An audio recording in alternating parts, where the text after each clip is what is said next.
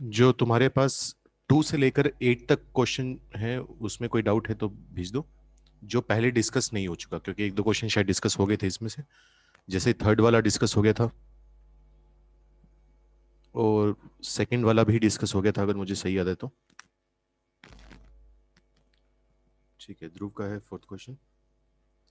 Fourth में मैं बोला हुआ है straight line passing through vertex P of a triangle P Q R intersects the side Q R at the point S and the circum circle of the triangle P Q R. तो figure बना लेते हैं।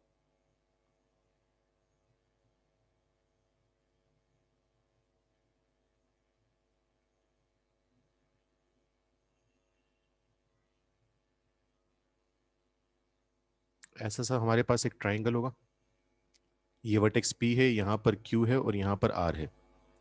अब हमें बोला गया है कि एक, और ये इसका सर्कम सर्कल है बेसिकली, है ना। अब एक स्ट्रेट लाइन बनाई गई है पी से, जो क्यू आर सामने वाली साइड को तो कट कर रही है, कहाँ पर, एस पॉइंट पर। और जो सर्कम सर्कल है इसका, जो हमने सर्कल बनाया हुआ है, उसको कट कर रही है टी पर। If S is not the centre of the circum circle then, हमसे पूछा हुआ है कि इनमें से कौन सी कंडीशन काम कर सकती है। तो जैसा कि तुम जानते हो, अगर तुम देखो तो कि P T and Q R the chords of circle या of the circum circle intersecting at point S. यहां पर हम देख सकते हैं कि पीटी और क्यू आर जो है, ये दोनों हमारे पास दो कोड्स हैं और ये दोनों एस पर इंटरसेक्ट कर रही हैं। तो एक बचपन में तुमने 9th 10th में एक प्रॉपर्टी पढ़ी है कि इस इन दोनों कोड्स के दो दो पार्ट्स हुए हैं। जैसे एक तो कौन सा पार्ट हुआ है, एसपी वाला, या कह लो पीएस। दूसरा पार्ट हुआ है एसटी, या कह लो टीएस। इन दोनों का जो मल्टीप्लाई होगा वो किसके बराबर होगा, क्यूएस इंटू आर एस। ये हम बता सकते हैं ना, ये प्रॉपर्टी पढ़ी हुई तुमने। भले ही वो कोड्स सर्कल के अंदर इंटरसेक्ट करें या वो कोड्स सर्कल के बाहर इंटरसेक्ट करें। अब हमसे करवाना चाह रहा है एक काम 1/PS+1/ST में। तो जैसा कि हम जानते हैं PS ST ये सभी के डिस्टेंसेस है ना, तो ये सभी पॉजिटिव होंगे, तो AMGM लगा सकते हैं। तो PS और ST में अगर AMGM वगैरह लगाया जाए तो हम क्या लिख सकते हैं, यहां से बनेगा कि PS+ST/2 is greater than equal to, इनका GM कितना आएगा, PS × ST पूरे की पावर 1/2, और ये आएगा ग्रेटर देन इक्वल टू हमारे पास इन दोनों का HM कैसे निकालते हैं अपने, 2/1/PS+1/PT। तो हमें दिख रहा है कि अगर 1/PS+1, सॉरी PT नहीं ST, तो अगर 1/PS+1/ST की बात करें तो इसका मतलब इस पार्ट की बात करें, और मल्टीप्लाई की प्रॉपर्टी हम यहां से जानते हैं, तो हम जानबूझकर GM greater than equal to HM इस पार्ट का यूज करेंगे। तो 1/PS+1/ST इसको उधर ले जाते हैं क्रॉस मल्टीप्लाई करके। पॉजिटिव नंबर है, इनइक्वालिटी पे कोई फर्क नहीं पड़ेगा। 2 के अपॉन में आ जाएगा अंडर रूट के अंदर PS × ST। तो यहां से हमारे पास बन जाएगा 1/PS+1/ST greater than equal to 2 upon, अब देखो यहां से फर्स्ट से हम क्या बता सकते हैं कि PS × ST जो है वो रूट में आ जाएगा QS × SR, ये आएगा। तो ये इनइक्वालिटी हमारे पास आंसर होगा। तो कौन सा ऑप्शन आ जाएगा, यहां पर हो जाएगा हमारे पास बी ऑप्शन। ठीक है, अब बी ऑप्शन में तुम नोटिस करोगे कि इसने इक्वल टू नहीं लगाया हुआ। इक्वल टू क्यों नहीं लगाया हुआ, क्योंकि तुम जानते हो कि GM HM के बराबर कब आता है, GM HM के बराबर तब आता है जब दो नंबर जो हम बात कर रहे हैं ए और बी वो इक्वल हो जाए, है ना। तो इसका मतलब ये इक्वलिटी कब आएगी, इक्वलिटी तब आएगी जब PS ST के बराबर होगा। और PS ST के बराबर तभी होगा कि कोड का ये एक तरह से, और ये QS और SR ये भी बराबर हो जाए। तो ये कोड्स सेम पॉइंट पर बाइसेक्ट तभी हो पाएंगी जब रेडियस होगी। ठीक है, ध्यान रखना, हर कोड का मिड पॉइंट जो होता है वो यूनिक होता है। ऐसा नहीं हो सकता कि ये सर्कल है, इस कोड का मिड पॉइंट ये आ गया और इस कोड का भी मिड पॉइंट यही आएगा, ऐसा पॉसिबल नहीं है। अनलेस कि वो जो पॉइंट है, मिड पॉइंट है, वो सेंटर हो। सेंटर के अलावा किसी भी पॉइंट को मिड पॉइंट मानोगे तो एक ही कोड बनती है T = S1। तो अगर मैं PS को ST के बराबर ले रहा हूं, QS = SR आ जाएगा। ठीक है, एम जब AM GM HM तीनों बराबर करेंगे तो S दो कोड का मिड पॉइंट तभी हो पाएगा जब S उस सर्कल का सेंटर होगा। ठीक है, तो S इसने स्पेशली मेंशन किया हुआ है कि if S is not the centre of the circum circle, तो इसका मतलब हम यहां पर इक्वालिटी नहीं लगा सकते। वैसे तो सही है जितना किए, पर जो एक्स्ट्रा कंडीशन गिवन है उसके अकॉर्डिंग हमें लिखना पड़ेगा कि 1/PS plus 1/ST is greater then 2/√ QS into SR। ठीक है,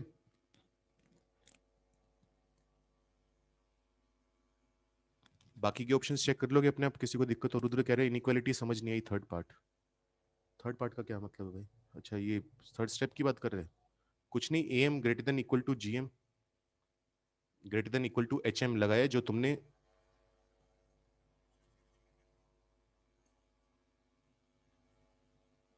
वहां पर पढ़ा था सीक्वेंस इन सीरीज में। ठीक है, जिया कह रही है सर फोर्थ भी है इसका।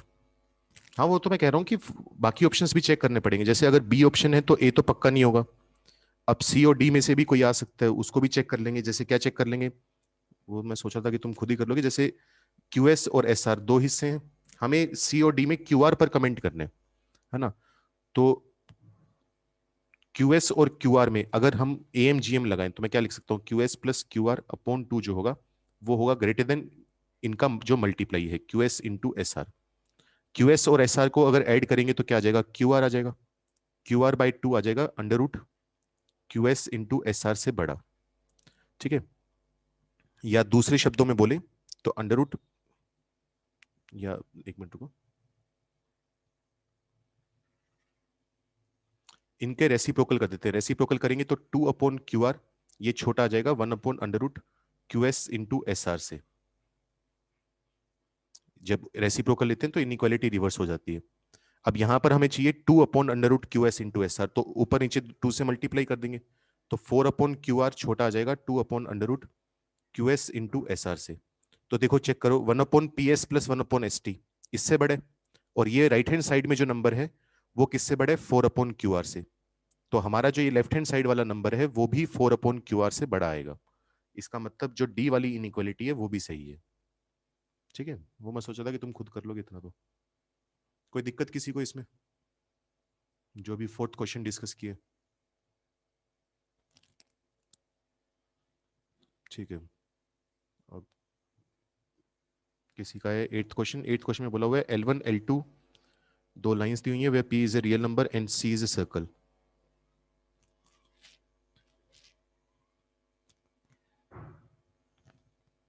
चेक कर लेते हैं L1 लाइन के कौन से स्टेटमेंट में दिक्कत है रूप। First statement, second statement?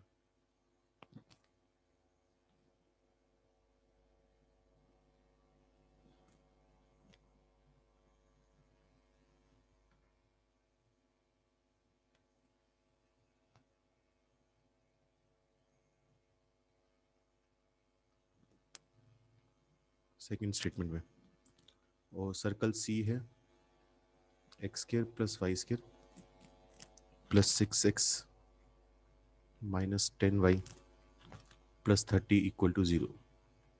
Statement 2 कह रहा है if line L1 is a diameter of circle C, तो इस सर्कल का जो सेंटर है वो हम बता सकते हैं कितना आएगा। सेंटर आ जाएगा हमारे पास -3,5। अगर स्टेटमेंट 2 की बात करें तो L1 लाइन ये कह रहा है इसके लिए डायमीटर है, तो इसका मतलब ये इसके सेंटर से पास करेगी लाइन। सेंटर उठाकर पुट कर देंगे तो -6 plus 15 plus P -3 equal to आ जाएगा 0। यहां से हम P की वैल्यू बता सकते हैं जो कि आएगी 6 के इक्वल। P आ गया हमारे पास। इसके बाद बोल रहे हैं then line L2 is not a कोड ऑफ सर्कल C। यहां से L2 लाइन की इक्वेशन बता सकते हैं, अगर P आ गया तो कितनी आ जाएगी, 2x plus 3y plus 9 equal to 0। अब मैं क्या करूंगा, मुझे चेक करना है कि ये कोड है या नहीं है, तो मैं सेंटर से परपेंडिकुलर डिस्टेंस निकाल लूंगा। -6 आएगा क्या, हाँ सॉरी मेरी गलती है, यहां पर आएगा -6, P की वैल्यू -6। तो L2 लाइन की इक्वेशन आ जाएगी 2x plus 3y minus 3 equal to 0। तो अगर मैं परपेंडिकुलर डिस्टेंस निकालूं सेंटर से, तो सेंटर पुट करेंगे -6 प्लस 15 -3 अपॉन में आएगा √ के अंदर 2 का स्क्वायर प्लस 3 का स्क्वायर। ठीक है, 15 में से 9 गया 6 अपॉन ये आ जाएगा √13। ये परपेंडिकुलर डिस्टेंस है। सर्कल की रेडियस भी हम बता सकते हैं कितनी आएगी, -3 का स्क्वायर 5 का स्क्वायर, तो ये आ जाएगी अपने पास 2। तो अब हम ये देखेंगे कि जो परपेंडिकुलर डिस्टेंस आ रहा है वो रेडियस से बड़ा आ रहा है छोटा आ रहा है। अब √13 की बात करें, √13 क्या होगा, 3 और 4 के बीच में होगा। क्योंकि √9 और √16 के बीच में नंबर है, तो 3.5 मान लेते हैं। अगर मैं 6 को 3.5 से डिवाइड करूंगा तो जो नंबर आएगा वो 2 से छोटा ही आएगा, इतनी बात की गारंटी है, क्योंकि 6 को 3 से करते हैं तो 2 आता है, 3.5 से करेंगे तो 2 से तो छोटा ही आएगा। अब क्योंकि परपेंडिकुलर डिस्टेंस r से छोटा आ रहा है, इसका मतलब ये जो लाइन होगी L2 लाइन, ये हमारे लिए सर्कल का क्या, सर्कल के लिए किसका काम करेगी? कोड का। तो लेकिन इसने बोला है स्टेटमेंट 2 में इज नॉट अ कोड ऑफ सर्कल सी, इसका मतलब स्टेटमेंट 2 गलत हो जाएगा, तो आंसर आ जाएगा तुम्हारा सी ऑप्शन। किसी को दिक्कत है इसमें?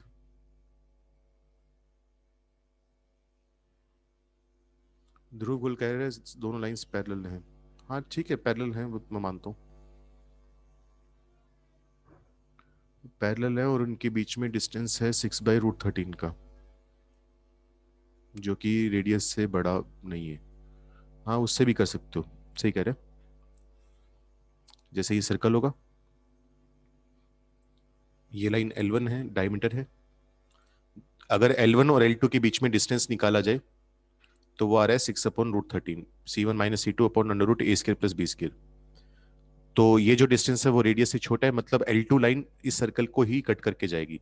रेडियस से ज्यादा दूर होती तो हम कह देते कि सर्कल के बाहर आती, लेकिन ऐसा नहीं हो रहा, तो कोड है।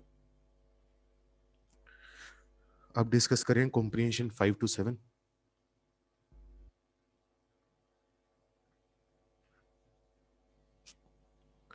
इसमें बोला गया circle C of radius 1 is inscribed in equilateral triangle PQ are the points of contact of C with the sides are D, E and F respectively।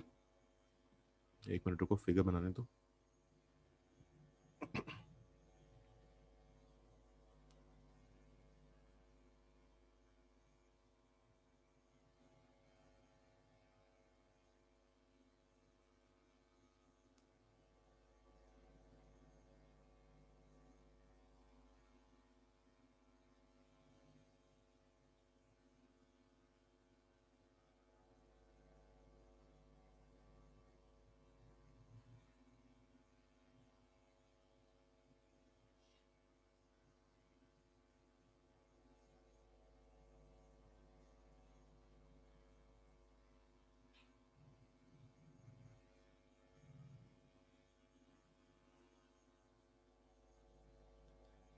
ये लो भाई, जिसको पेज देखना है एक बार स्क्रीनशॉट ले लो।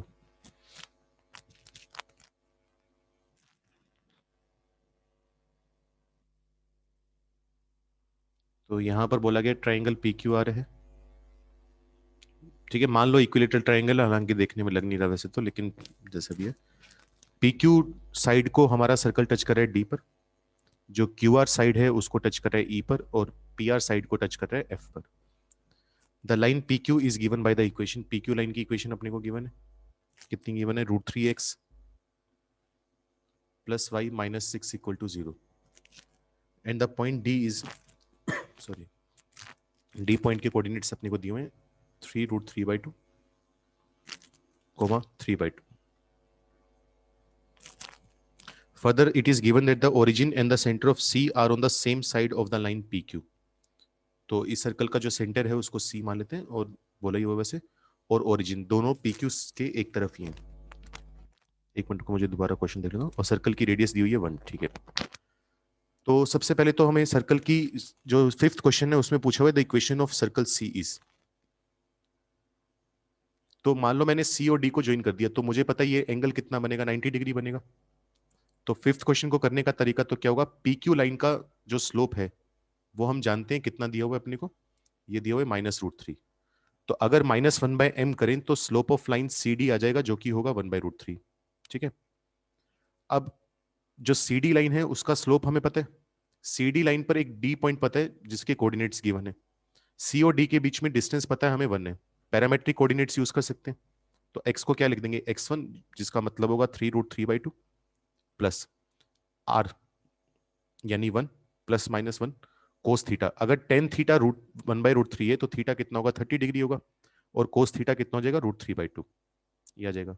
इसी तरीके से अगर y की बात की जाए तो वो हो जाएगा 3/2 ± r। अच्छा, थीटा 30 डिग्री आया था तो साइन थीटा कितना हो जाएगा, 1/2। यहां से x की दो वैल्यू आएंगी, 3√3/2 + √3/2, यानी 2√3, या फिर आ जाएगी √3। यहां से y की 2 वैल्यू आएंगी, एक आएगी 3/2 प्लस 1/2 यानी 2, और एक आएगी 1। तो सेंटर के पास दो पॉसिबिलिटीज हैं। सेंटर या तो होगा 2√3 कोमा √3, या फिर सेंटर होगा 2,1। अब कौन सा होगा ये पता करने के लिए उसने बोला हुआ है कि सेंटर और ओरिजिन दोनों इस लाइन के एक ही तरफ हैं। तो 0,0 पुट किया जाए तो यहां से लाइन की जो वैल्यू है वो नेगेटिव आएगी। अब चेक करेंगे 2√3 कोमा √3 पुट करने से नेगेटिव आएगा या 2,1 पुट करने से नेगेटिव आएगा। तो हम देख सकते हैं कि 2,1 पुट करके नेगेटिव आ जाएगा, तो ये वाला रिजेक्ट कर देंगे, ये सेंटर आ जाएगा। तो सेंटर आ चुका है 2,1। रेडियस हम सेंटर गलत लिख दिया क्या मैंने? क्या गड़बड़ करी? अच्छा मैंने, हाँ सॉरी गलत लिख दिया मैंने, एक मिनट रुको। मैंने उसी को XY लिख दिया, उसको XY लिख दिया। सेंटर आएगा x 2√3 y 2, या फिर आएगा सॉरी √3,1, ये आएगा। ठीक है, ये आ जाएगा। अब 0,0 इस लाइन को क्या बना रहे हैं? नेगेटिव। तो चेक करेंगे कि इनमें से कौन सा पॉइंट लाइन को नेगेटिव बना रहा है। ये वाला बना रहा है √3,1, तो ये काम का होगा, ये हट जाएगा। तो सेंटर पता चल गया अपने को। रेडियस हमें पहले से क्वेश्चन में दी हुई है कि 1 है। रेडियस है, सेंटर है, सर्कल की इक्वेशन हम बता सकते हैं। तो फिफ्थ क्वेश्चन तो तुम्हारा ये हो जाएगा। अत्यंत कह रहे हैं सर क्वेश्चन क्लियर नहीं हुआ। क्या नहीं क्लियर हुआ भाई, बता किस स्टेप में दिक्कत है? क्योंकि सर्कल का तो कुछ यूज करा ही नहीं अभी, तो स्ट्रेट लाइन ही चल रही है। नेटवर्क इशू बेटा, नेटवर्क इशू है तो वीडियो दोबारा देखनी पड़ेगी तुझे। वो मैं ऐसे रिपीट करने लग गया तो सेंटर को h कोमा लेट करके distance of point from line से भी अब हो जाएगा। रजत कह रहा है हाँ बेटा कर सकता है, लेकिन उसमें फिर तेरे पास दो वेरिएबल आ जाएंगे h और k। फिर तू बोलेगा कि ये जो पॉइंट है ये परपेंडिकुलर वाली लाइन CD लाइन पर लाई करेगा, तो तुझे CD लाइन की इक्वेशन लिखनी पड़ेगी। तो वहां से h और k में तू एक इक्वेशन निकालेगा, एक डिस्टेंस से निकालेगा। डिस्टेंस वाले में बनेगी तेरे पास जो इक्वेशन वो क्वाड्रेटिक 2 डिग्री की। सोल्व हो जाएगा लेकिन बढ़ा जाएगा, और उतना काम ना करना पड़े इसलिए हम पैरामेट्रिक फॉर्म यूज करते हैं आज तक जितने भी क्वेश्चंस किए हमने। ठीक है, तो करने को कर सकता है लेकिन बढ़ा जाएगा, चॉइस तेरी है। तो बोलो भाई फिफ्थ क्वेश्चन हो जाएगा सबका। सेंटर है, रेडियस है अपने पास। और अत्यंत एक बार लेक्चर देख लेना, जो अपलोड होगा कल तक ही होगा शायद, अब तो शाम वाली क्लास का सुबह ही होता है। अगर ना हो तो फिर व्हाट्सएप कर देना, ठीक है, लेकिन क्लास में डिस्कस नहीं कर पाएंगे अपने। 6th 7th में दिक्कत है किसी को? किसी का 5th हो गया हो और 6th क्वेश्चन ना हो, जिसका कॉम्प्रिहेंशन स्टार्ट ही नहीं हुआ था वो तो 5th के बाद अब ट्राई करना 6th और 7th। अच्छा रजत कह रहे हैं 6th में है।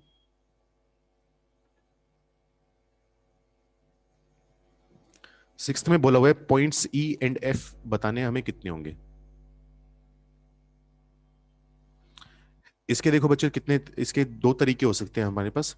जैसे एक तरीका तो क्या हो सकता है कि हम C और E को ज्वाइन कर दें, ठीक है, और C और F को इस तरीके से ज्वाइन कर दिया। मुझे पता है सिर्फ अगर E की बात करूं तो इनके बीच में जो एंगल बनेगा वो 120 डिग्री का बनेगा, है ना। इनके बीच में जो एंगल होगा वो कितने का होगा? 120 डिग्री का होगा। तो मैं क्या कर दूंगा, मैं इस पॉइंट को, अब सेंटर तो आ ही चुका है मेरे पास, कितना है √3,1। ये डिस्टेंस 1 है, ये डिस्टेंस भी कितने 1। मैं इस पॉइंट को रोटेट करवा सकता हूं 120 डिग्री से। इमेजिन करो इस पॉइंट को अगर सेंटर के अबाउट रोटेट करवा दिया जाए तो कौन सा पॉइंट आ जाएगा? ई पॉइंट आ जाएगा। और कितने एंगल से? 120 डिग्री, क्योंकि तीन बराबर बराबर हिस्से बटेंगे, ये भी 120 और ये जो तीसरे वाला है ये भी कितना आएगा? 120। और सी पॉइंट अपने को पहले से पता है, तो रोटेशन करना हमें आता है। लेकिन रोटेशन जो हम करते हैं वो तब करते हैं जब हमारे पास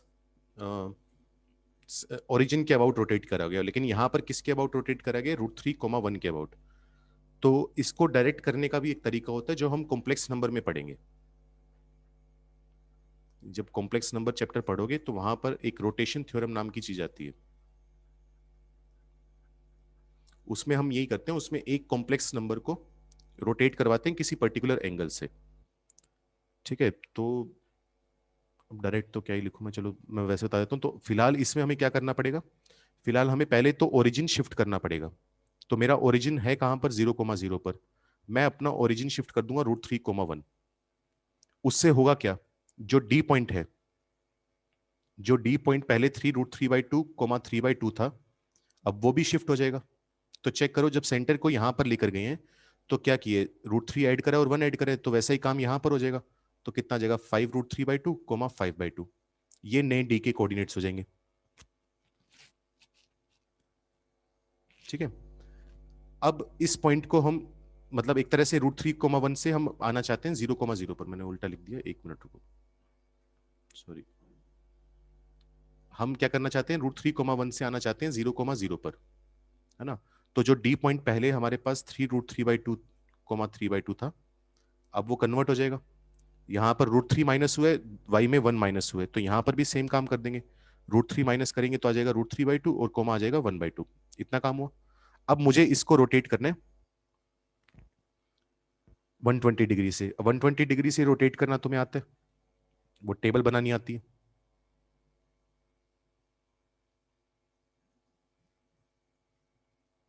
है ना, वो सबको पता है। वो x dash y dash cos theta sine theta minus sine theta cos theta. हमें कौन से कोऑर्डिनेट्स पता है, हमें पुराने वाले पता है जिसको रोटेट करना है, और उसमें वैल्यू किसकी पुट करोगे, √3/2 कोमा 1/2 की। ठीक है, वो एक्स वाई की जगह पुट कर दोगे, थीटा हमें पता है 120 डिग्री है, और उससे एक्स डैश वाई डैश की वैल्यू आ जाएगी। एक बार थीटा को प्लस 120 डिग्री लोगे, एक बार थीटा को माइनस का 120 डिग्री लोगे, एक बार पॉइंट ई आ जाएगा और दूसरी बार पॉइंट एफ आ जाएगा। लेकिन इससे जो कोऑर्डिनेट्स आएंगे वो नए सिस्टम में आएंगे, जब हम √3, 1 से 0,0 पर जा चुके हैं। तुम्हें दोबारा इसको शिफ्ट करके लेकर आना पड़ेगा √3, 1 वाले सिनेरियो में, उस वाले सिस्टम में। समझ में आया जो बोल रहा हूं मैं, मेथड 1 जो है हमारे पास। हाँ, इससे आसान मेथड बताता हूँ, एक बार ये बताओ इसमें कोई दिक्कत है किसी को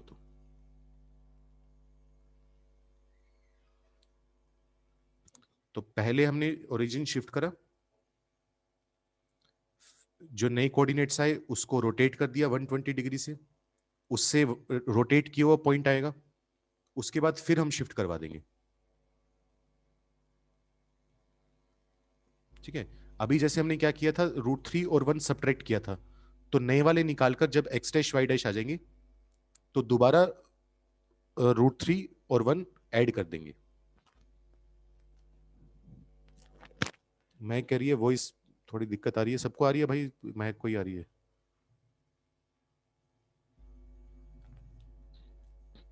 क्लियर है, ठीक है बेटा। तेरे फिर महक नेटवर्क का इश्यू होगा।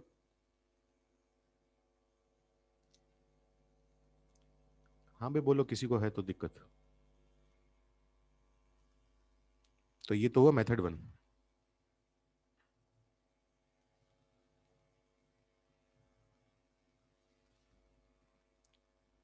केशव कह रहे समझ नहीं आया बेटा, क्या नहीं समझ में आया बता। हाँ भाई, कॉम्प्लेक्स नंबर बहुत बड़ा चैप्टर है, हो जाएगा, मत चिंता करो, जब होना होगा तब हो जाएगा। लास्ट टाइम बेटा मैंने कुछ नहीं करा, इस पॉइंट को रोटेट करवाया 120 डिग्री से। 120 डिग्री से रोटेट करवाएंगे तो मैंने कहा एक्स डैश वाई डैश की वैल्यू आ जाएगी। ठीक है, नए वाले पॉइंट आ जाएंगे। अब नया वाला पॉइंट आ गया, लेकिन वो जो नया पॉइंट आया है वो तब आया जब √3, 1, जब हमने 0,0 को ओरिजिन माना हुआ है, तो हमें उस पॉइंट को शिफ्ट करवाना पड़ेगा।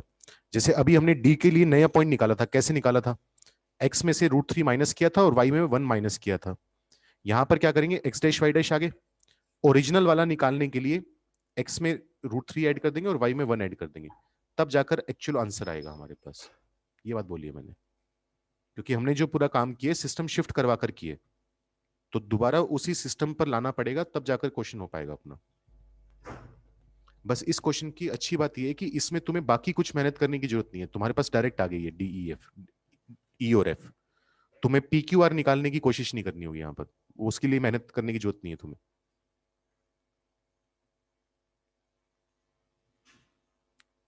ठीक है,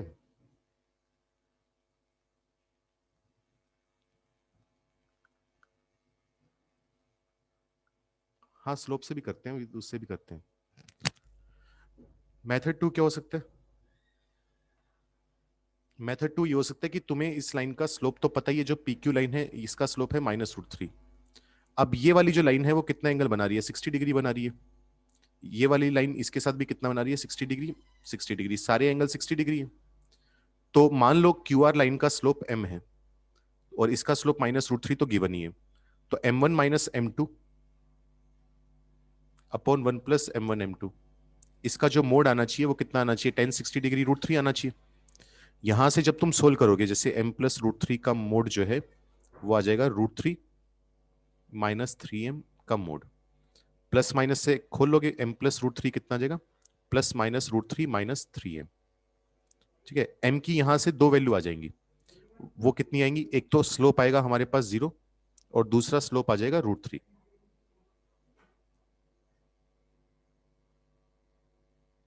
कितना समझ में आया?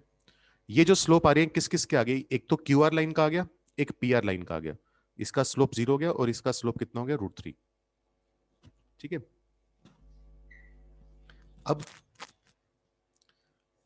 अगर तुम सीई की बात करो, ध्यान से देखना, सीई की बात करो, सेकंड मेथड में सीई का स्लोप बता सकते हो। अगर क्यू आर का स्लोप 0 है तो सीई का स्लोप कितना होगा, इनफाइनाइट होगा। ठीक है, मतलब बेसिकली हम ये कहना चाह रहे हैं कि एंगल होगा 90 डिग्री। दोबारा पैरामेट्रिक फॉर्म लगा लोगे, x इक्वल टू, किससे डिस्टेंस निकाल रहे हैं, √3, 1 से निकाल रहे हैं, तो √3 प्लस r, c का e से डिस्टेंस कितना है, 1 है, इंटू में आएगा cos theta. y equal to कितना आ जाएगा, y1 जो कि है 1 +- r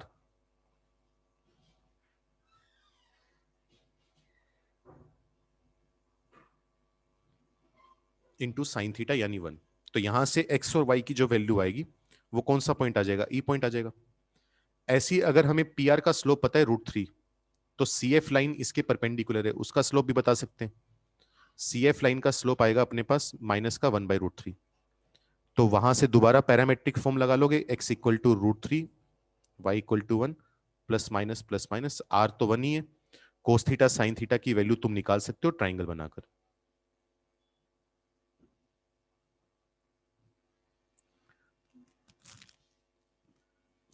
किसी का कहना है कि विशाखा कह रही है सिक्स्थ में कोऑर्डिनेट्स उल्टी लिखी हैं आंसर में, उससे फर्क नहीं पड़ता, क्योंकि हमें नहीं पता ना किस तरीके से कैसे काम कर रहा है वो, हो सकता है उसने नाम ही अलग लिख रखा हो अलग तरीके से, है ना, जैसे उसने नीचे पी लिख रखा हो ऊपर क्यू लिख रखा हो, तो डी पॉइंट तो यहीं पर आएगा लेकिन ई और एफ की पोजीशन इंटरचेंज हो जाएगी,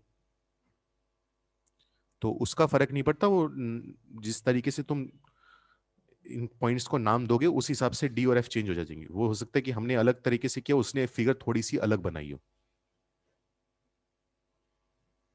उसकी टेंशन मत लो। ये मेथड 2 समझ में आया क्या किया, कैसे निकाला ये सब कुछ, किसी को दिक्कत हो?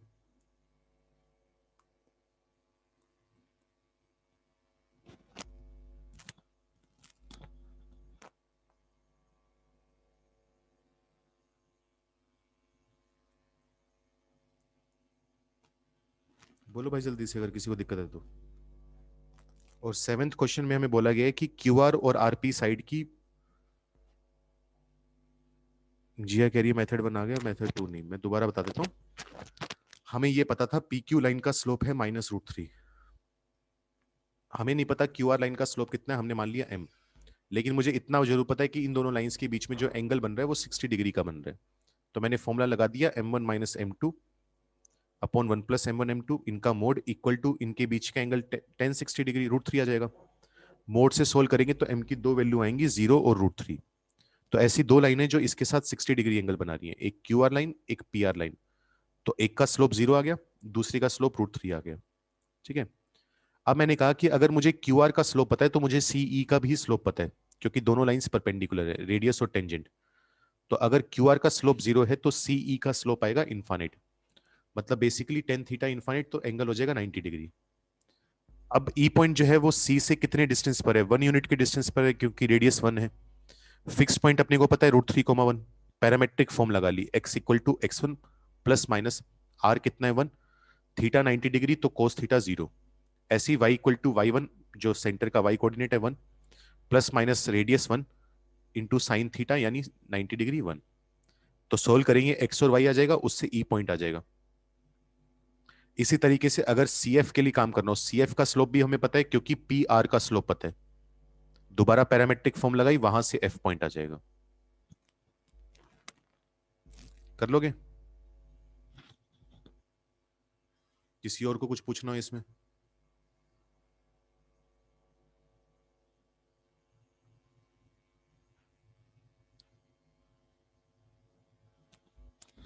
फिर नेक्स्ट पेज पर आ गए। नेक्स्ट पेज पे तुम्हारे पास क्वेश्चन है 9 to 20, इसमें जो जो डाउट्स हो। ठीक है, किसी का है 10th question. The centers of two circles C1 and C2, each of unit radius, are at a distance of 6 units from each other. Let P be the midpoint of the line segment joining the centers of C1 and C2. पहले बना लेते हैं।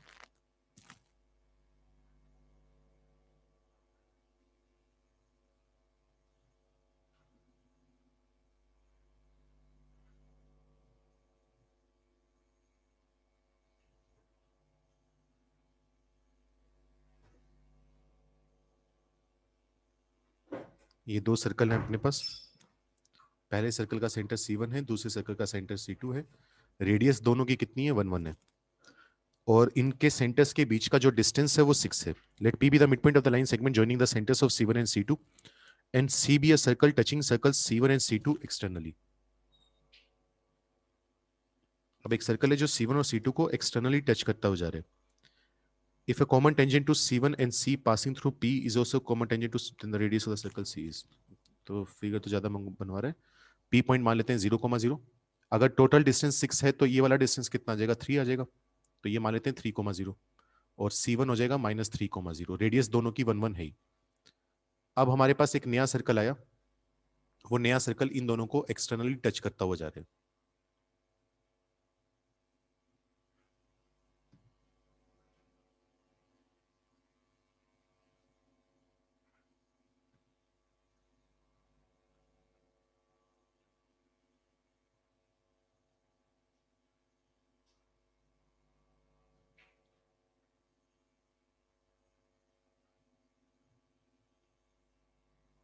इस तरीके से मान लो एक circle आ गया नया।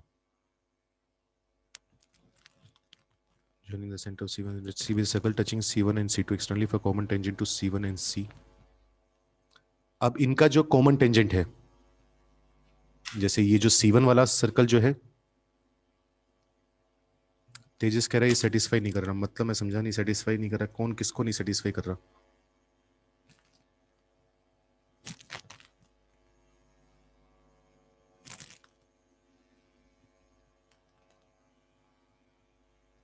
ये बड़े वाला सर्कल किसको सेटिस्फाई नहीं कर रहा? बच्चे क्या बोलना चाह रहा है?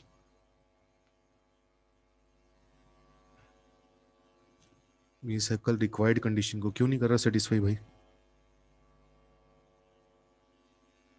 अभी तो कुछ किया ही नहीं। इसमें यही तो बोला है ना, let's see we circle touching circle C1 and C2 externally. तो हमने तो सिर्फ एक्सटर्नली टच करने वाला सर्कल बनाया है अभी तो। या तो आंसर की बात कर रहा है, जो आंसर दिया हुआ है आंसर की में।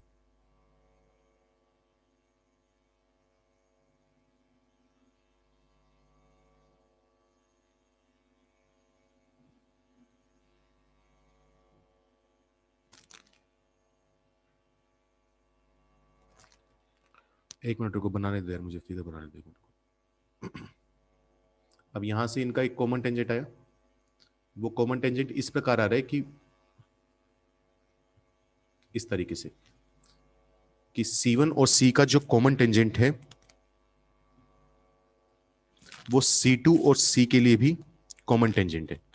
ठीक है, इस तरीके से मतलब C1 C का कॉमन टेंजेंट आया, वो C के लिए C2 वाले के लिए भी टेंजेंट का काम कर गया। अब हमसे पूछ रहे हैं रेडियस बताओ सर्कल की कितनी आएगी। तो एक काम करते हैं, मान लेते हैं इसका सेंटर यहां पर C है। अगर फिगर कंप्लीट की जाए, C को ज्वाइन कर देंगे C1 से और C को ज्वाइन कर देंगे C2 से। इस तरीके से हम जानते हैं ये रेडियस 1 है। हमें बड़े वाले सर्कल की रेडियस नहीं पता, R मान ली, ये भी R है, ये 1 है। ठीक है, यहां पर कुछ कुछ एंगल आएगा। ये कितना डिस्टेंस है? 1 है। ये डिस्टेंस 2 है। एक मिनट मुझे चैट ही पढ़ लेने दो तुम्हारी। एक मिनट रुको, क्या दिक्कत आ रही है? लिखी जा रही हो, लिखी जा रही हो। तेजस कह रहा है ये सेटिस्फाई नहीं कर रहा, ये सर्कल बड़े वाला। ये हर्षित करे क्वेश्चन इजी है, पाइथागोरस लगाना है इसमें। हाँ वो देखते हैं हर्षित क्या करना है। ये सर्कल रिक्वायर्ड कंडीशन को, हाँ भाई क्या दिक्कत आ रही है? कौन सी रिक्वायर्ड कंडीशन पूरी नहीं हो रही तुम्हारी? अध्यंत कह रहे हैं 0,0 को सेंटर मान के कर लो। क्यों कर लो भाई? तुझे कैसे बताओ उसका सेंटर 0,0 होगा? फिर तो तू 10,0 मान के कर ले। लास्ट स्टेटमेंट के अकॉर्डिंग, लास्ट स्टेटमेंट में कहां दिया हुआ है कि 0,0 सेंटर है?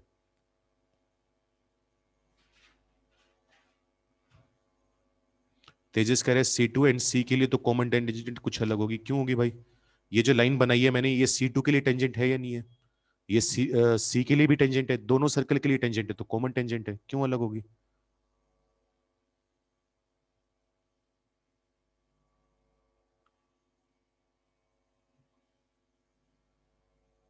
हाँ भाई बोल तेजस, जल्दी बोल, पहले तेरे चैट भर रखी है तुम लोगों ने। ये जो लाइन है ये C1 के लिए टेंजेंट है, सी के लिए टेंजेंट है, तो दोनों की कॉमन टेंजेंट तो आ ही रही है ना ये। इसके बाद ये जो लाइन है ये सी के लिए टेंजेंट है, C2 के लिए टेंजेंट है, तो दो सर्कल के लिए टेंजेंट है, तो उनके लिए भी कॉमन टेंजेंट है। जरूरी थोड़ा है कि कॉमन टेंजेंट हमेशा ऐसे ही बनती है, ये वाला बनने को तो ऐसे ही भी बन सकती है, ये वाली भी तो कॉमन टेंजेंट होती है। चैट भर दी तीन चार लोगों ने पूरी की, गलत है गलत है, क्वेश्चन गलत है।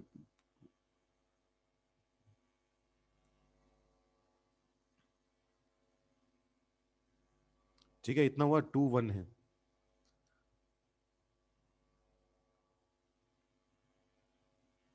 अब इसको तुम, हाँ सही बात है हर्षित, अब इसको तुम दो तरीके से कर सकते हो। एक तरीका तो इसका क्या है, थोड़ा बहुत ज्योमेट्री यूज कर सकते हो इसमें।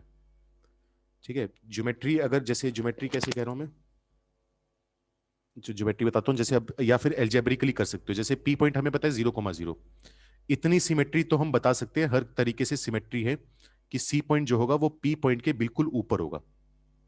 ठीक है, इतनी बात तुम कंफर्म कर सकते हो। तो सी पॉइंट बिल्कुल ऊपर होगा, तो जितना एक्स कोऑर्डिनेट पी का आ रहा है उतना ही एक्स कोऑर्डिनेट सी का आएगा, तो इसके कोऑर्डिनेट्स हम मान लेते हैं 0,अल्फा। ठीक है, अब तुम क्या कर सकते हो, 0,अल्फा और रेडियस आर है। अगर तुम इस राइट एंगल ट्राइंगल की बात करो, ये राइट एंगल ट्राइंगल बन रहे देखो, C1P, अगर इस राइट एंगल ट्राइंगल की बात करो तो तुम परपेंडिकुलर की लेंथ निकाल सकते हो, कितनी आ जाएगी, हाइपोटेन्यूज है R+1, उसका स्क्वायर निकाल लोगे, माइनस में कर दोगे जो बेस है C1P उसका स्क्वायर, यानी 3 का स्क्वायर, तो ये आ जाएगा अपने पास R का स्क्वायर प्लस 2R-8। ये अपने पास CP का स्क्वायर आ रहा है, CP का स्क्वायर आ गया मतलब अल्फा आ गया बेसिकली, √R² प्लस 2R-8, यही हमारे सर्कल का सेंटर होगा। ठीक है, अब सी सर्कल जो है उसका सेंटर पता लग गया अपने को, 0,अल्फा है, अल्फा किसकी टर्म्स में आ गया, रेडियस की टर्म्स में। सर्कल की रेडियस हमने ऑलरेडी मानी हुई है R, तो एक तरह से हम ये कह रहे हैं कि हमारे पास सर्कल की इक्वेशन आ चुकी है R की टर्म्स में। अब तुम क्या करोगे, अगर दो सर्कल हैं, C1 माइनस सी कर दोगे, क्योंकि C1 सर्कल की इक्वेशन तो पता ही है अपने को, सेंटर पता है -3,0, तो x+3 का स्क्वायर प्लस y का स्क्वायर इक्वल टू R का स्क्वायर यानी 1।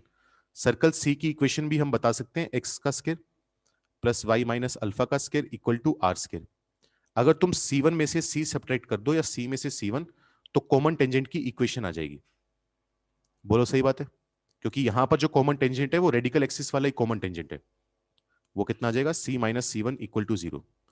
अब ये जो लाइन आ रही है, ये वाली लाइन L, ये लाइन C2 सर्कल के लिए भी टेंजेंट है, तो अगर C2 से तुम परपेंडिकुलर डिस्टेंस निकाल लोगे लाइन से, तो वो किसके बराबर होना चाहिए, रेडियस के बराबर होना चाहिए। सोल्व करोगे, इकलौता वेरिएबल R है, उसकी वैल्यू आ जाएगी, perpendicular distance from C2 is equal to 1। बोलो भाई ये तरीका समझ में आया जो बोला पहले, तो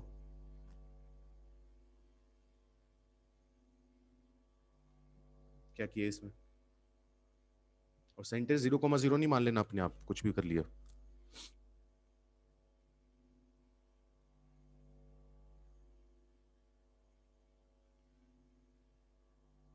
एक तरीका तो ये है, दूसरा तरीका क्या हो सकता है, सॉरी मैं यहीं पर लिख रहा हूं, केशव करे आफ्टर कॉमन टेंजेंट, बच्चा बच्चा कॉमन टेंजेंट के बाद ये बताया, मैंने कहा कि अगर हम दोनों सर्कल को नोटिस करें तो दोनों सर्कल एक दूसरे को एक्सटर्नली टच कर रहे हैं।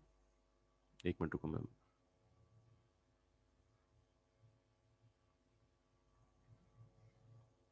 मैंने कहा ये दोनों सर्कल एक दूसरे को एक्सटर्नली टच कर रहे हैं, तो एक्चुअली इनकी जो कॉमन टेंजेंट होगी वो रेडिकल एक्सिस ही होगी, तो दोनों सर्कल की इक्वेशन एक दूसरे में से माइनस कर देंगे तो कॉमन टेंजेंट आ जाएगी। अब ये जो कॉमन टेंजेंट आ रही है एल लाइन, ये एल लाइन इस सर्कल के लिए भी टेंजेंट है, C2 वाले के लिए, तो इसके सेंटर से जो परपेंडिकुलर डिस्टेंस आना चाहिए वो रेडियस के बराबर होना चाहिए, यानी 1 के बराबर। तो लाइन की जो इक्वेशन आएगी उसमें आर और अल्फा आ रहे होंगे। ठीक है, अल्फा भी हम जानते हैं आर की टर्म्स में, तो बेसिकली इकलौता एक ही वेरिएबल है अपने पास आर, तो मैंने कहा जब परपेंडिकुलर डिस्टेंस रेडियस यानी 1 के बराबर करेंगे तो आर में एक इक्वेशन बन जाएगी, सोल्व करेंगे आर आ जाएगा, सर्कल की रेडियस आ जाएगी। हाँ भाई समझ में आया? ठीक है। इसी को करने का जो दूसरा मेथड हो सकता है वो ये हो सकता है कि तुम इन चक्करों में पढ़ो ही मत, कि आर अल्फा और ये सब कुछ इतना ना पढ़ो। तुम क्या करो, सिर्फ C1 और C2 पर ध्यान दो, इन दो सर्कल पर। मैं इतना तो जान ही चुका हूं ना कि ये जो लाइन आ रही है एल लाइन, ये C1 और C2 के लिए, दोनों के लिए एक कॉमन टेंजेंट है। और कौन सा कॉमन टेंजेंट है? इंटरनल कॉमन टेंजेंट, पी पर मीट करे 0,0। तो अगर मुझे C1 सर्कल पता है x+3 का स्क्वायर प्लस y का स्क्वायर इक्वल टू r का स्क्वायर 1, तो ये जो टेंजेंट बनाया गया 0,0 से बनाया गया। सोच के देखो, इसी क्वेश्चन को पढ़ने का, समझने का, देखने का एक तरीका ये भी हो सकता है कि तुम पूरी फिगर बाकी की छोड़ दो, एक बार उसको इग्नोर करो। तो हमारे पास एक सर्कल C1 है और हमने एक्सटर्नल पॉइंट 0,0 से इस सर्कल पर एक टेंजेंट ड्रॉ कर दिया। ये बात बोल सकते हो यहां पर। तो 0,0 से जो टेंजेंट की इक्वेशन आएगी वो हम आसानी से निकाल सकते हैं। कैसे? y equal to mx plus minus r under root 1 plus m square, ये टेंजेंट की इक्वेशन होती है। अब ये टेंजेंट 0,0 से पास करना चाहिए, तो 0 equal to 3m plus minus under root 1 plus m square. यहां से सोल्व करेंगे तो एम स्क्वायर, एम की वैल्यू आ जाएगी 1/2√2। हालांकि दो आएंगी, एक -1/2√2, एक 1/2√2। हमें एक से मतलब है, हमने वो ले ली। तो एल लाइन की इक्वेशन हम बता सकते हैं। चेक करो एल लाइन की इक्वेशन, क्योंकि p 0,0 से तो पास कर ही रही है और स्लोप हमें पता है। तो y equal to slope 1/2√2 into x, ये एल लाइन की इक्वेशन आ गई। अब ये वाला जो सर्कल है, ध्यान देना, ये वाला जो सर्कल है ये इस लाइन को टच करना चाहिए इस गिवन पॉइंट पर। ये पॉइंट निकाल सकते हैं, पॉइंट ऑफ कॉन्टेक्ट। तो गिवन पॉइंट पर अगर लाइन को टच करने वाला सर्कल चाहिए हो तो हम किसका यूज कर सकते हैं? फैमिली ऑफ सर्कल्स का यूज कर सकते हैं। या फिर और एक क्या तरीका कर सकते हो इस स्टेप के बाद, कि तुम जानते हो अगर ये सर्कल, रेड वाला सर्कल इस लाइन को टच कर रहा है तो सेंटर से परपेंडिकुलर डिस्टेंस r के बराबर होना चाहिए।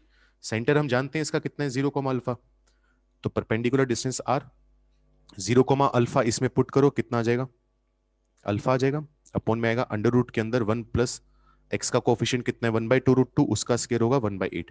इसको कर दो रेडियस r के बराबर, स्केयरिंग कर दोगे, मैं यहां पर ही लिख रहा हूं, स्केयरिंग करोगे अल्फा स्केयर आएगा जिसका मतलब होगा r square plus 2r minus 8 equal to में बनेगा आर स्केयर 1 प्लस 1/8 कितना होता है 9/8, स्केयर करा रूट हट गया। यहां से सिंपल सी आर में क्वाड्रेटिक बन गई, सोल्व करोगे आर की वैल्यू निकल कर आ जाएगी। बोलो भाई, 2-3 तरीके हो गए, एक तरह से 2.5 तरीके हो गए। या तो ये जो पहला बताया मेथड 1, मेथड 2 में भी क्या कर सकते हो, फैमिली ऑफ सर्कल यूज कर सकते हो इस स्टेप के बाद, या फिर डायरेक्ट ये कर लो, ये ज्यादा आसान रहेगा।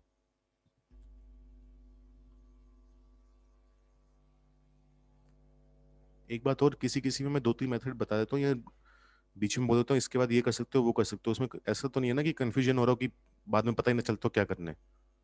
फिर तो एक ही तरीका बता दूं मैं कि हाँ ये कर लो और आंसर आ जाएगा। हाँ भवदीप, मैंने ये कहा है कि जैसे लाइन की इक्वेशन आ गई अपने पास है ना, तो मैंने कहा कि लाइन है अपने पास, टेंजेंट है, टेंजेंट है तो पॉइंट ऑफ कांटेक्ट हमें निकालना आता है। तो ये वाला पॉइंट जो है एम, हम वो पॉइंट निकाल सकते हैं। अब अगर मैं रेड वाले सर्कल पर ध्यान दूं तो रेड वाला जो सर्कल है वो इस गिवन लाइन एल को, जिसकी हम इक्वेशन निकाल चुके हैं, एम पॉइंट पर टच करता हुआ जा रहा है। तो फैमिली ऑफ सर्कल से हमें उसकी इक्वेशन लिखनी आती है, s plus lambda l equal to 0।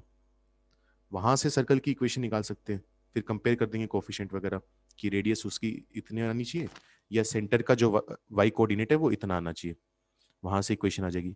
या फिर हम क्या कर सकते हैं, अगर हमारे रेड वाला सर्कल इस लाइन को टच करता हुआ जा रहा है तो सेंटर से जो परपेंडिकुलर डिस्टेंस है वो आर आना चाहिए। सेंटर कितना माना हुआ है हमने, 0, अल्फा। 0, पॉइंट इसमें मैंने पुट कर दिया। अपॉन में क्या लिखते हैं, अंडर रूट वाई के कोफिशिएंट का स्केयर प्लस एक्स के कोफिशिएंट का स्केयर इक्वल टू आर। दोनों तरफ स्केयरिंग करवा दी, अल्फा स्केयर आएगा, अल्फा स्केयर की वैल्यू यहां से उठाकर पुट कर दी यहां पर, इक्वल टू कितना बनेगा आर स्केयर 1 प्लस 1/8 9/8, रूट के साथ स्केयरिंग करेंगे तो इंटू 9/8।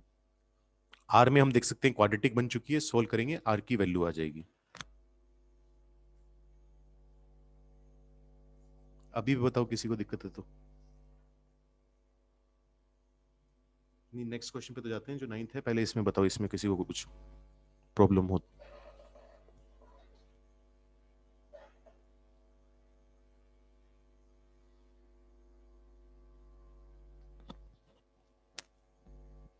हाँ भाई बोलो, बड़े आगे।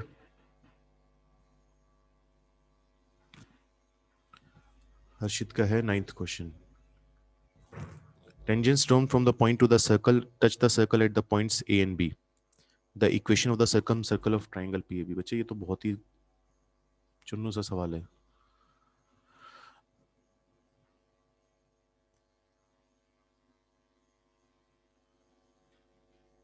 एक मिनट को मुझे चैट पढ़ने दो। रजत कह रहे हैं सर C1P और जहां पर C1 सर्कल टेंजेंट पे कट कर रहा है उस ट्राइंगल में P पर अल्फा एंगल लेकर tan अल्फा से परपेंडिकुलर आ जाएगा। अच्छा, मैं समझा नहीं सर। C1P और C1 सर्कल टेंजेंट पे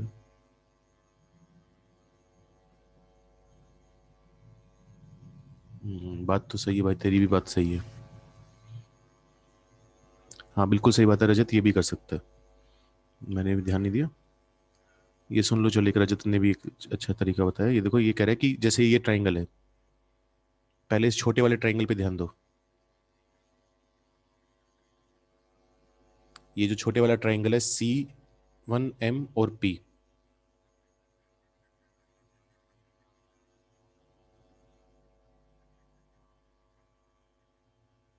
इस ट्राइंगल में तुम क्या क्या जानते हो? राइट एंगल ट्राइंगल तो होगा। एम पर एंगल कितना बनेगा? 90 डिग्री का बनेगा। ये वाली लेंथ हम जानते हैं 1 है। ये वाली लेंथ कितनी है? 1 और 2 मिलाकर 3 आ जाएगी। तो इसके लिए तीनों साइड हम बता सकते हैं। ठीक है, अगर इस ट्राइंगल को मैं बाहर निकाल कर दिखाऊं, C1M P, C1P कितना है? 3 है। C1M कितना है? 1 है। ये एंगल कितना है? 90 डिग्री। अगर मैं इस एंगल को अल्फा मान लूं और ये वाली लेंथ आ जाएगी 2√2, तो यहां से हम टेन अल्फा की वैल्यू बता सकते हैं, जो कि आएगी 2√2/1। ठीक है। अब अगर मैं बड़े वाले ट्राइंगल में देखूं, C1P में, बड़े वाला ट्राइंगल देखने में ऐसा सा लग रहा है। यहां पर C है, यहां पर C1 है और यहां पर P है। C1 का एंगल हम ऑलरेडी मान चुके हैं अल्फा। C1P की वैल्यू अपने को पता है 1+2 3 है। C1C की जो वैल्यू है वो हमें पता है 1+R है। तो यहां से भी हम टेन अल्फा निकाल सकते हैं, या टेन अल्फा छोड़ो, टेन अल्फा नहीं निकालना तो हम निकाल सकते हैं यहां से क्या, कोस अल्फा या सिकेंट अल्फा। सिकेंट अल्फा कितना होगा? 1+R/3। अगर हमें टेन अल्फा ऑलरेडी पता है, सिकेंट अल्फा की वैल्यू उठाकर यहां पर पुट कर देंगे। सिकेंट अल्फा कितना आ जाएगा? देखो, हाइपोटेन्यूस अपॉन बेस, तो 3/1, 3 आ जाएगा। Secant alpha 3, 1+R/3। यहां से रेडियस की वैल्यू आ जाएगी 8। क्या ये दिया हुआ है? ये दिया हुआ है, कुछ और दिया हुआ है?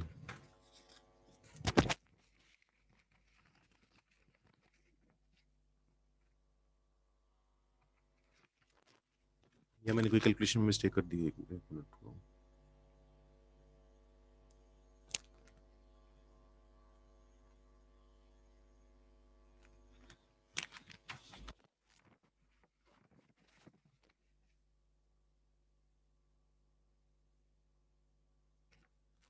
हाँ, तो ये भी एक छोटा तरीका है काफी। तो 3-4 तरीके होंगे जो तुम्हें सही लगे। पहली बात तो ये सही है, वैसे छोटा है, सिंपल है। बाकी ये वाले तरीके भी अपना सकते हो। आगे बढ़े। अब जो 9th क्वेश्चन हम डिस्कस कर रहे थे, उसमें बोला गया था tangents are drawn from the point P1,8 to the circle. यहाँ पर एक पॉइंट है P1,8। इससे हमने दो टेंजेंट ड्रॉ करे हैं सर्कल के ऊपर।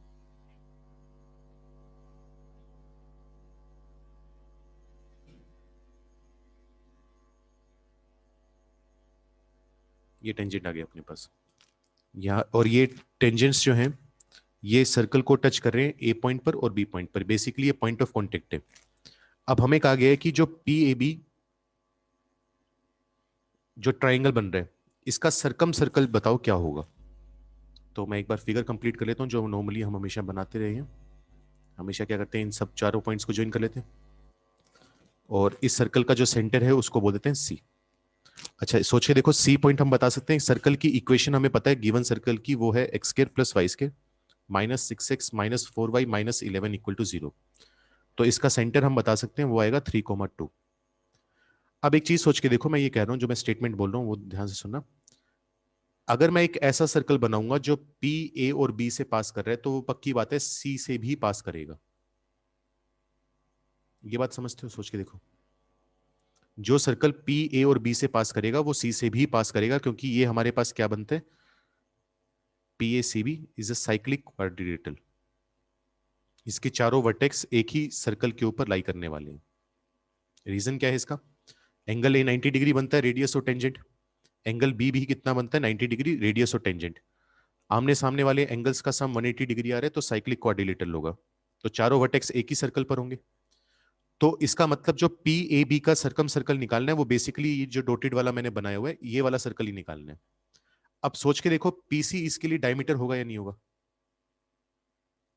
पीसी इसके लिए क्या होगा? डायमीटर। कारण, क्योंकि ये डायमीटर हमारे पास सेंटर पर कितना एंगल सबटेंड कर रहे हैं? 90 डिग्री। तो अगर कोई कोड सर्कल पर 90 डिग्री एंगल सबटेंड करे, तो वो कोड सर्कल के लिए डायमीटर का काम करेगी। तो डायमीटर के एंड पॉइंट्स हमें पता है 1,8 और 3,2। तो सर्कल की डायमीटर फॉर्म यूज करके इक्वेशन निकाल सकते हैं। तो x-1 इंटू में आएगा x-3 प्लस में आएगा y-8 into y-2 equal to 0। तो यहां से आंसर आ जाएगा x square plus y square minus 4x minus 10y plus 19 equal to 0। किसी को दिक्कत इसमें? 9th क्वेश्चन में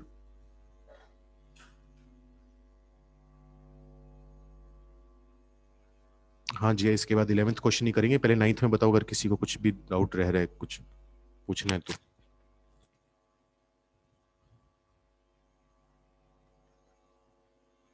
इलेवेंथ क्वेश्चन में बोला हुआ है two parallel chords of a circle of radius 2 r at a distance √3 + 1 apart. ठीक है,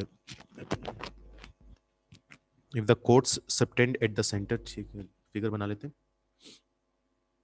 केशव कह रहे साइक्लिक क्वाड्रिलेटरल। बच्चे देख, यहाँ पर पी ए टेंजेंट है, ए सी रेडियस है। तो टेंजेंट और रेडियस दोनों परपेंडिकुलर होते हैं, तो इनके बीच में जो एंगल ए बन रहा है वो 90 डिग्री बनेगा। इसी तरीके से एंगल बी जो है वो भी 90 डिग्री बनेगा। तो अगर हम क्वाड्रिलेटरल की बात करें, पी ए सी बी, चार साइड से बनी फिगर क्वाड्रिलेटरल, उसके अपोजिट एंगल्स ए और बी का सम 180 डिग्री आ रहा है। अगर किसी भी क्वाड्रिलेटरल में अपोजिट एंगल्स का सम 180 डिग्री आ जाए, तो वो साइक्लिक क्वाड्रिलेटरल होता है। ये 9th-10th में पढ़ाई जाती है तुम्हें बात। तो अब आगे बढ़ते हैं। इसमें सर्कल जो है उसकी रेडियस हमें दी गई है 2 के बराबर। अब दो कोड्स हैं जिनके बीच में डिस्टेंस है √3 + 1। √3 + 1 जो नंबर होता है वो 2 से बड़ा नंबर होता है। तो इससे हम बता सकते हैं कि जो दोनों कोड्स आएंगी वो सेंटर के अपोजिट साइड होंगी। मतलब एक कोड सर्कल के ऊपर होगी और दूसरी कोड सर्कल के मतलब सेंटर के ऊपर होगी और एक नीचे की तरफ होगी। इस तरीके से होंगी कोड्स। अच्छा, अब इन कोड्स के बीच में जो डिस्टेंस है वो हमें दिया गया √3 + 1।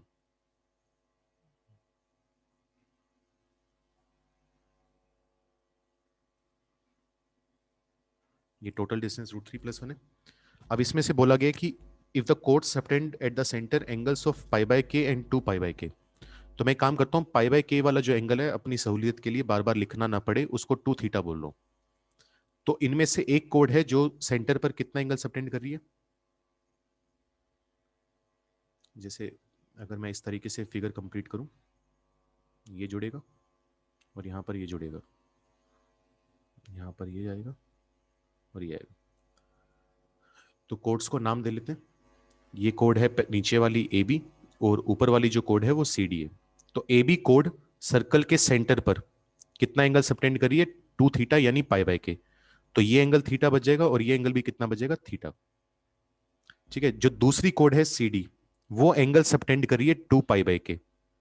अगर π/k को 2θ बोला हुआ है तो 2π/k कितना आ जाएगा? 4θ आ जाएगा। उसका आधा यहां पर होगा 2θ और उसका आधा यहां पर होगा 2θ। अब हमें कोड्स के बीच का डिस्टेंस दिया हुआ है। सेंटर मान लेते हैं O है, यहां पर मान लेते हैं M पॉइंट और यहां पर N पॉइंट। सर्कल की रेडियस हमें दी हुई है 2, ये वाली लेंथ है 2। अगर मुझे OM निकालना हो, OM का मतलब इस 2 का प्रोजेक्शन लेना है यहां पर, तो क्या आ जाएगा, 2 थीटा के साथ वाली साइड चाहिए, तो वो आ जाएगी 2 कोस 2 थीटा। इसी तरीके से अगर ओ एन की बात करें, दोबारा जो ओ बी है, रेडियस है, वो 2 आ जाएगी, इसका प्रोजेक्शन इस तरफ लेंगे तो वो आ जाएगा 2 कोस थीटा। और अगर मैं ओ एम और ओ एन को ऐड कर दूं तो वो आ जाएगा एम एन, जहां पर एम एन का मतलब होगा दोनों पैरेलल कोर्ड्स के बीच का डिस्टेंस, वो हमें दिया गया √3+1। ओ एम और ओ एन को जोड़ोगे तो ये आ जाएगा 2 cos theta plus 2 cos 2 theta. यहां से हमारे पास एक इक्वेशन बना सकते हैं, जैसे 2 तो कॉमन आ गया, कोस 2 थीटा को मैं लिख सकता हूं 2 cos square theta -1 plus cos theta equal to में है √3+1। यहां से सोच के देखो, कोस थीटा में क्वाड्रेटिक बनी, सोल्व करोगे तो कोस थीटा की वैल्यू आ जाएगी, कोस थीटा आ गया तो थीटा आ गया, और थीटा आ गया तो इसका मतलब क्या आ गया, पाई बाय के आ गया, पाई बाय के आ गया तो उससे के की वैल्यू निकल जाएगी। बोलो कर लोगे या करके दूं?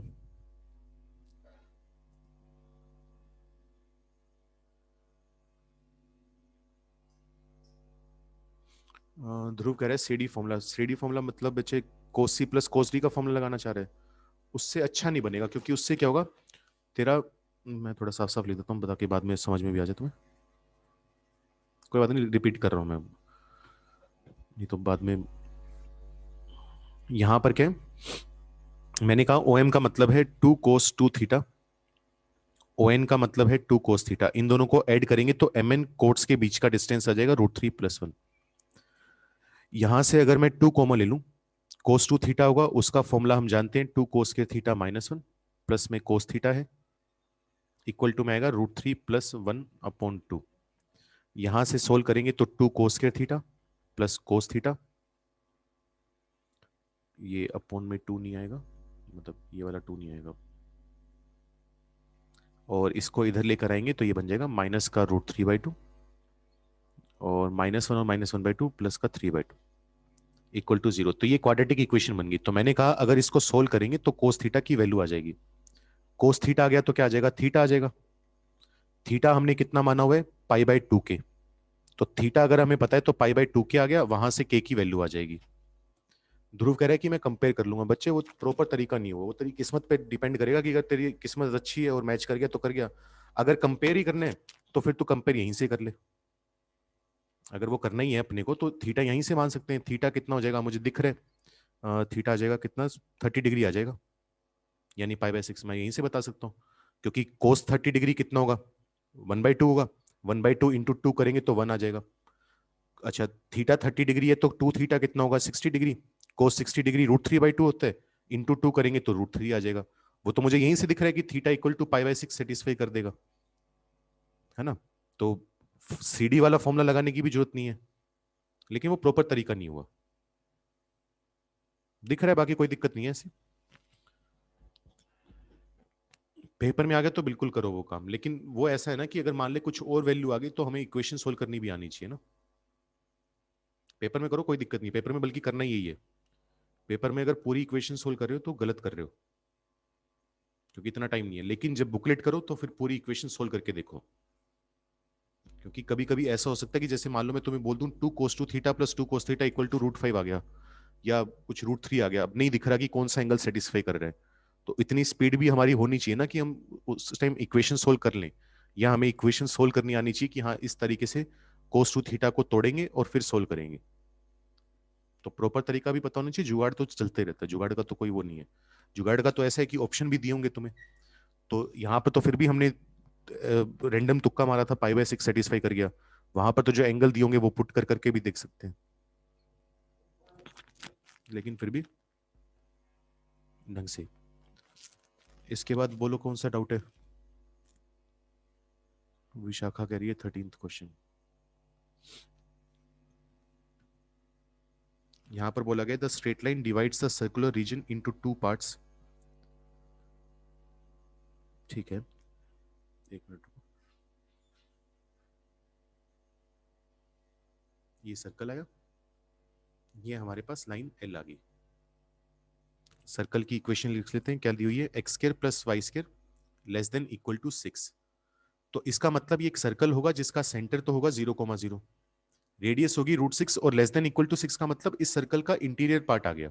ठीक है, अब इसके बाद लाइन की इक्वेशन हमें दी गई है 2x - 3y +1, sorry, equal to 1, या कह लो इसको -1 इक्वल टू 0।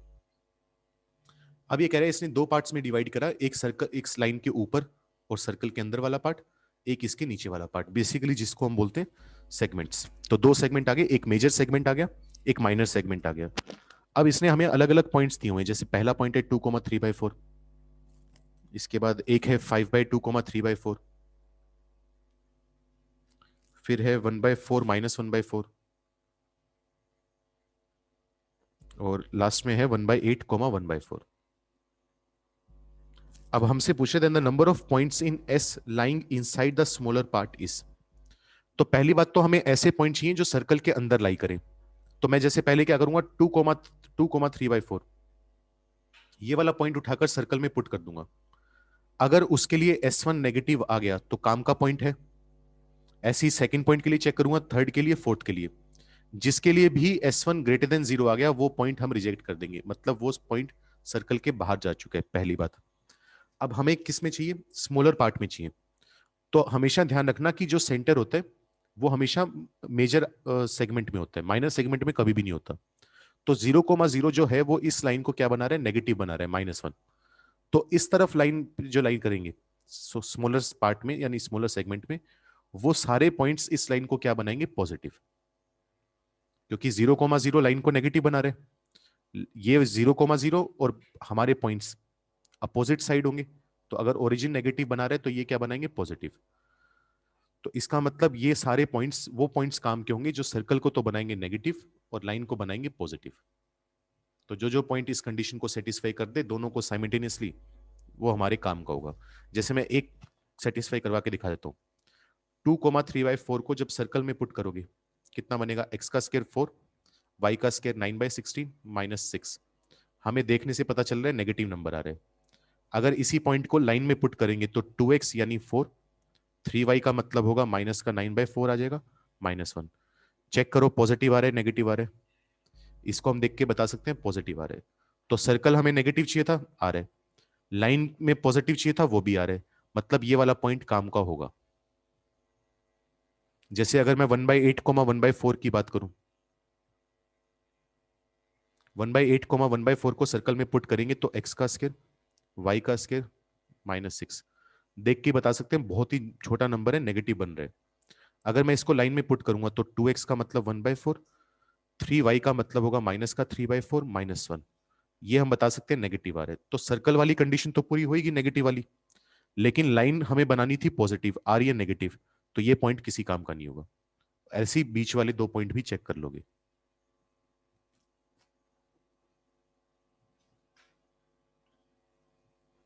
अरे यार तुम फिर से पूछ रहे हो चलो बता दिया तुम। ये बोला है मैंने, सर्कल है, ये लाइन सर्कल को कट करके जा रही है दो पॉइंट पर, है ना, इसके लिए कोड का काम कर रही है। तो इस लाइन ने सर्कल को दो पार्ट्स में डिवाइड करा जिसको हम सेगमेंट बोलते हैं, एक मेजर सेगमेंट होगा, एक माइनर सेगमेंट होगा। उसने कहा हमें चार पॉइंट दे दिए, रैंडम कैसे भी पॉइंट है, हमें फिलहाल पता नहीं है। इसने कहा इन चार पॉइंट में से कितने पॉइंट होंगे जो सर्कल के अंदर लाई करेंगे एक तो। अब कोई पॉइंट सर्कल के अंदर लाई कर रहा है तो वो सर्कल की इक्वेशन को क्या बनाना चाहिए, नेगेटिव बनाना चाहिए, याद करो। अगर S1 नेगेटिव होता है तो वो पॉइंट सर्कल के अंदर होता है, 0 होता है तो वो पॉइंट सर्कल के ऊपर होता है, पॉजिटिव होता है तो वो सर्कल के बाहर होता है। वही चीज लगाई है यहाँ पर। तो अगर सर्कल के अंदर चाहिए तो सर्कल की इक्वेशन को क्या बनाए, नेगेटिव बनाए, पहली बात। फिर मैंने कहा लाइन ने इसको, एक मिनट रुकना।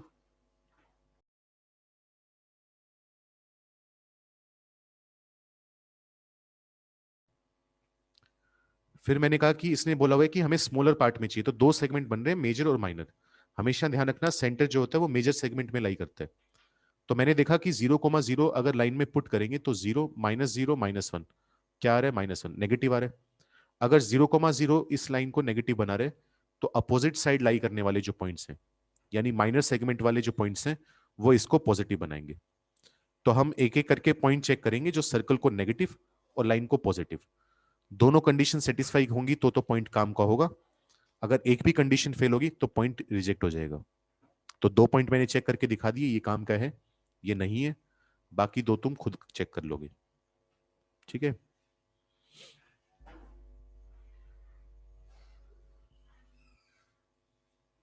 और बोलो कौन सा डाउट है? एक तो यार तुम्हारी क्लास आ जाती है 4:30 बजे। चलो लास्ट क्वेश्चन डिस्कस करें। ध्रुव का रखा है 20 नंबर, नहीं 14th नंबर, बाकी कल करेंगे। 14th में बोला हुआ है the locus of the mid point of the code of contact of tangents drawn from the points lying on the circle. मैं फिगर बना लो पहले, जल्दी से देख लो, स्क्रीनशॉट बाद में दिलवा दूंगा। जिया तू लड़की है तो तू गुरुकुल की तो हो नहीं सकती बच्ची, तो जब गुरुकुल वाले बच्चे चले जाएंगे तब करवा दूंगा। लास्ट क्वेश्चन है ये देख लो। बाकी नेक्स्ट क्लास जो होगी सैटरडे को नहीं होगी, थर्सडे या फ्राइडे को होगी। इस बार थर्सडे को अमन सर की होगी मोस्ट प्रोबेबली, तो जब भी होगी तब डिस्कस कर लेंगे अपने। तो हमें बोला गया है कि एक लाइन है यहाँ पर 4x minus 5y equal to 20। हमने क्या करा है, और ये सर्कल दिया हुआ है x के plus y square equal to 9। इस लाइन पर लाई करने वाला कोई भी एक रैंडम पॉइंट उठा लिया, p पॉइंट। फिर हमने p पॉइंट से सर्कल के ऊपर टेंजेंट ड्रॉ करे हैं। जैसे मान लो एक तो ये टेंजेंट ये आ गया और दूसरा टेंजेंट ये आ गया। इसको बोल देते हैं a, इसको बोल देते हैं b। अब ये कह रहे हैं कि इनसे जो कोड ऑफ कॉन्टेक्ट बनी है, कोड ऑफ कॉन्टेक्ट क्या होगी, ए बी होगी। ए बी को ज्वाइन करेंगे तो उनका एक मिड पॉइंट आएगा। इस मिड पॉइंट का लोकस हमें बताना है h कोमा k का, ये कह रहा है वो। अब लोकस कैसे आएगा, अब तुमने p पॉइंट तो यहां पर ले लिया। अब मान लो तुमने p पॉइंट यहां पर लिया होता, p डैश, इससे फिर दो टेंजेंट आते। मान लो एक टेंजेंट तो ये आया और एक टेंजेंट ये आ गया। इसके लिए भी कोड ऑफ कॉन्टेक्ट बनती, उसका भी अपना अलग मिड पॉइंट आता, ये आता m डैश। तो ऐसे जैसे जैसे पॉइंट चेंज करते जाओगे वैसे वैसे मिड पॉइंट चेंज होता जाएगा। तो उन मिड पॉइंट्स को ज्वाइन करेंगे तो एक लोकस क्रिएट होगा। उस लोकस की इक्वेशन हमसे मांगी जा रही है। तो इसको करने का तरीका क्या है वो देखते हैं। करने का तरीका ये होता है कि हम P पॉइंट को पहले एज्यूम कर लेते हैं। P पॉइंट का x कोऑर्डिनेट मान लिया अल्फा। अगर P पॉइंट लाइन के ऊपर लाई कर रहा है तो उसका y कोऑर्डिनेट कितना आएगा, 4 अल्फा माइनस 20/5। ये आ जाएगा, सोच के देखो। कुछ नहीं करा, पॉइंट पुट कर दिया, तो y की वैल्यू कितनी है, 4x माइनस 20/5। अब अगर इस P पॉइंट को देखा जाए तो AB क्या है, AB है कोड of contact of point P। Check करो, यही तो है। तो कोड ऑफ कॉन्टेक्ट की इक्वेशन हमें लिखनी आती है t इक्वल टू 0 से। तो t इक्वल टू 0 लगा देंगे, alpha into x, x1 plus y1 मतलब 4 alpha minus 20/5 into y equal to 9। ये किसकी इक्वेशन आ गई, ए बी लाइन की इक्वेशन आ गई। ए बी लाइन को देखने का दूसरा तरीका क्या है, ए बी लाइन को हम बोल सकते हैं कि एक कोड है जिसका मिड पॉइंट m है। इस नजरिए से भी तो देख सकते हो ना, एक ही बात है कि एक ए बी कोड है, उसका मिड पॉइंट m है, तो वहां से भी देख सकते हो। अब मिड पॉइंट पता हो तो कोड की इक्वेशन लिखना हम जानते हैं, t इक्वल टू s1। तो t इक्वल टू s1 लगा दो, क्या बनेगा, hx plus k y minus 9 equal to h का स्केयर प्लस k का स्केयर माइनस 9। कट कटाकर आ गया hx plus k y equal to h का स्केयर प्लस k का स्केयर। दोनों जगह से जो इक्वेशन आ रही है वो किसकी इक्वेशन आ रही है, ए बी लाइन की इक्वेशन आ रही है। तो ये लाइन इक्वेशन और ये इक्वेशन सेम होनी चाहिए।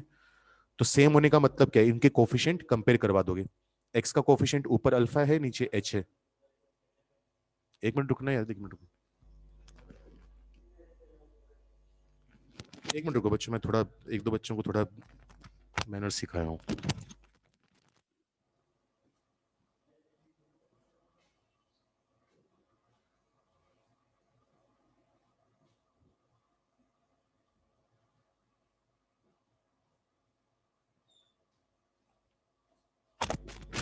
सॉरी।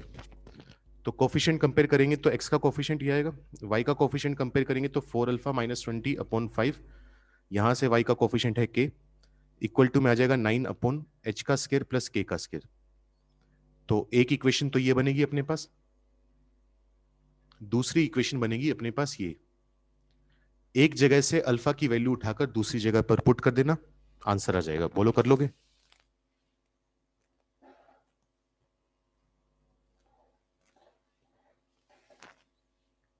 किसी को दिक्कत हो? अब एक काम करो गुरुकुल वाले बच्चों, तुम चले जाओ, अगर कोई बचा हुआ है तो बाकी जो यहाँ के हो करनाल वाले, जो क्वेश्चन डिस्कस करें, नेक्स्ट कोई क्वेश्चन तो डिस्कस नहीं करेंगे, फिर गुरुकुल वालों को दिक्कत आ जाती है। किसी को जो डिस्कस किए हुए हैं उनमें से किसी में दिक्कत है तो वो पूछ लो, कोई स्टेप नहीं समझ में है जो आज डिस्कस हुए हैं, 7 8 10 सवाल।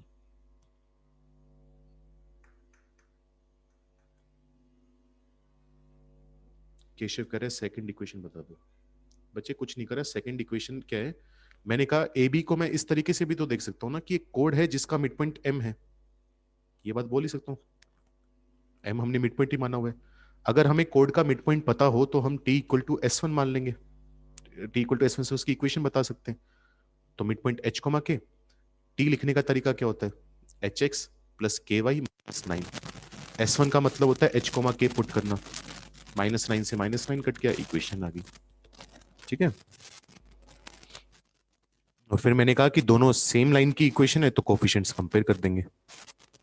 आगे समझ। और बताओ जो अभी डिस्कस हुए हैं आज, उनमें कोई स्टेप किसी का रह गया हो?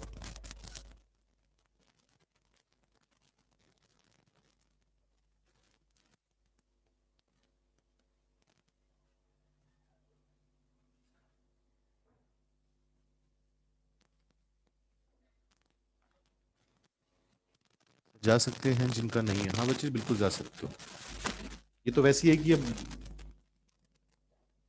किसी का डाउट है तो वो पूछ सकते हो, बस किसी को दोबारा पूछना हो कुछ भी है, मैं तो फ्री हूँ अब, तुम्हारी क्लास पे डिपेंड करता है। तेजस कह रहे हैं वो रोटेशन वाला स्टेप वैसे तो हम यूज होता है ना, बस तो कम नहीं बच्चे, काफी यूज होता है, कॉम्प्लेक्स में तो काफी यूज होता है रोटेशन वाला। किसके रोटेशन की बात कर रहे हैं, मतलब जो हम स्ट्रेट लाइन सर्कल पढ़ रहे हैं उसमें बात कर रहे हैं, या कॉम्प्लेक्स वाला जो मैंने बोला था उसकी बात कर रहे हैं? कॉम्प्लेक्स में नहीं बेटा, कॉम्प्लेक्स में तो ठीक ठाक यूज हो जाते हैं, और मेन मुद्दा ये नहीं होता ना कि कितना यूज हो रहा है,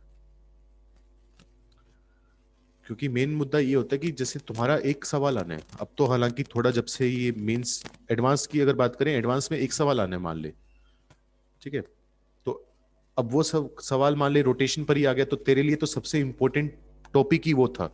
अगर तू बाकी का कॉम्प्लेक्स नंबर ना भी पढ़े, जैसे मान ले मैं अगर एग्जांपल दूं सर्कल की बात करें, सर्कल में मान ले कंसेप्ट आना है, इसी कंसेप्ट पर आना है, तो अगर इस पे कंसेप्ट पे क्वेश्चन आ गया तो तेरे लिए सबसे इंपॉर्टेंट यही है।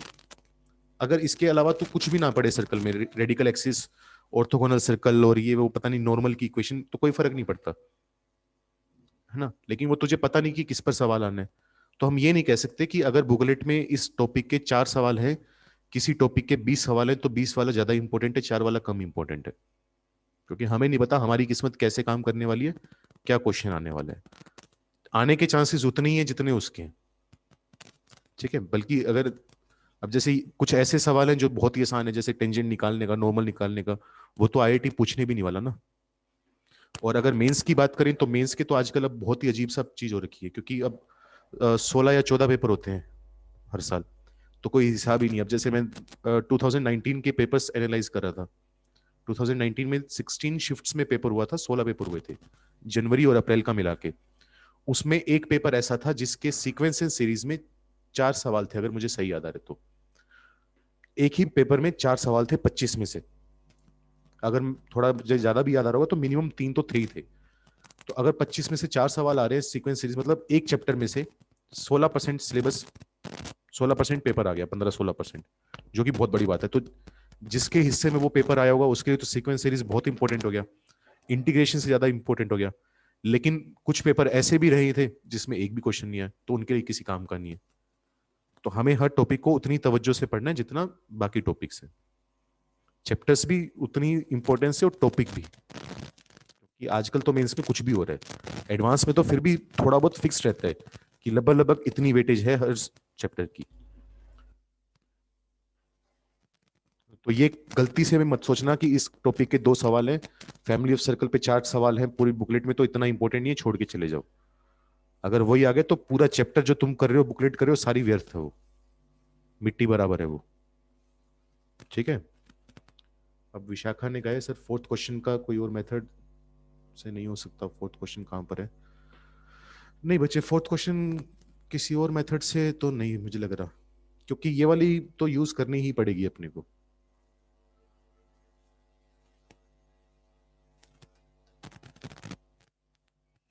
ये वाली अपने को यूज करनी पड़ेगी।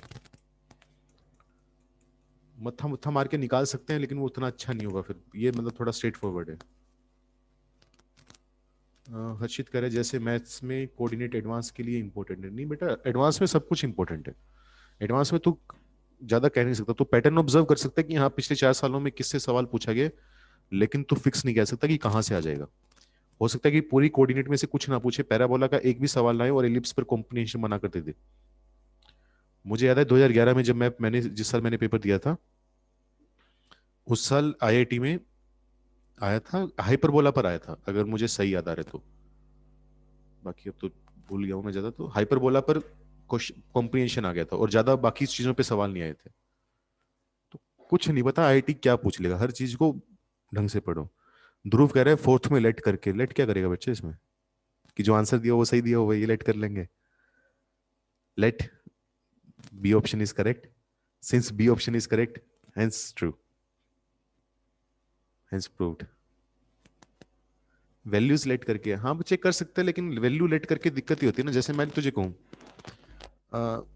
मैं तुझे कहूँ कि मैंने x को मान लिया 3 है और y को मान लिया मैंने 4 है, तो यहां से मुझे देखने को पता चला कि x square plus y square equal to 25 आ रहा है।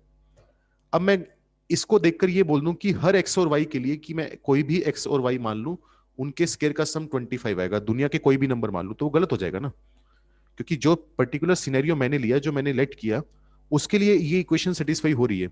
लेकिन x को अगर मैं 1 ले लूं और y को 3 ले लूं तो सेटिस्फाई नहीं हो रही। अगर मैं x को 5 ले लूं, y को 0 ले लूं तो सेटिस्फाई हो रही है। तो लेट करने में दिक्कत ही आ जाती है कि हमें ये नहीं पता कि वो हर केस के लिए ट्रू आ रहे हैं या सिर्फ एक पर्टिकुलर केस के लिए ट्रू आ रहे हैं। ठीक है, तो अब इसमें इश्यू वही है। हाँ, अगर तू इतना लेट करना चाहे कि सर्कल का सेंटर 0,0 रेडियस r, तो थोड़ा बहुत लेट करना चाहिए जिससे जनरलिटी लूज ना हो। दो चीजें होती हैं, अगर तू उसकी जो जनरल वाली चीज है कि एक जनरल फिगर बनाने वाली, अगर तू उसको लूज कर दे रहे, तू उसको स्पेसिफिक बना दे रहा है कि तूने सब कुछ ही मान लिया, तो वो गलत होता है। अगर तू थोड़ा बहुत एज्यूम कर रहा है जिससे अभी भी जनरल वाली बात कायम है, तो वो सही होती है। अब वो मैं समझा नहीं सकता कि कहां पर कैसे क्या होती है। जैसे कैसे बताऊं मैं तुझे, जैसे मान लेगा तुझे एक ट्राइंगल मानना है सपोज कर, और तुझे उसकी लेंथ वगैरह से मतलब है, तुझे इक्वेशन नहीं निकालनी। तो अगर तू कहे कि सर मैं ट्राइंगल मान लेता हूँ यहाँ पर ए 3,0, बी मान लेता हूँ सर मैं -3,0, और सी मान लेता हूँ 0,3, मेरा काम बहुत आसान हो जाएगा, ये हो जाएगा मेरा। तो ये एजम्पशन गलत हो जाएगा क्योंकि तूने कुछ छोड़ा ही नहीं, जनरल ट्राइंगल नहीं छोड़ा। लेकिन अगर मैं यही मान लूं कि ए पॉइंट है α,0, बी पॉइंट है -α,0, सी पॉइंट है β,γ,